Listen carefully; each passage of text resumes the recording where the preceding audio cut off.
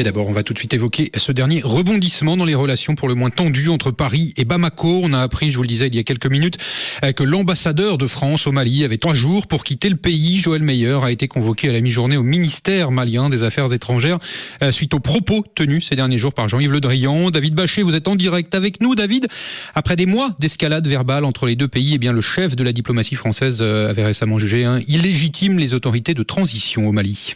Raison pour laquelle l'ambassadeur de France, Joël Meyer, a 72 heures pour quitter le Mali. Le communiqué du gouvernement vient d'être lu sur les ondes de l'ORTM, la télévision nationale. Cette décision fait suite aux propos hostiles et outrageux tenus récemment par Jean-Yves Le Drian et à la récurrence de tels propos par les autorités françaises à l'égard des autorités maliennes en dépit des protestations maintes fois élevées. Ces derniers jours, dans les médias français, le chef de la diplomatie française avait jugé illégitime les autorités de transition et dénoncer leur fuite en avant. Jean-Yves Le Drian estimait aussi que le groupe russe Wagner était déjà à l'œuvre au Mali et qu'il y protégeait les autorités en échange de l'exploitation des richesses minières du pays.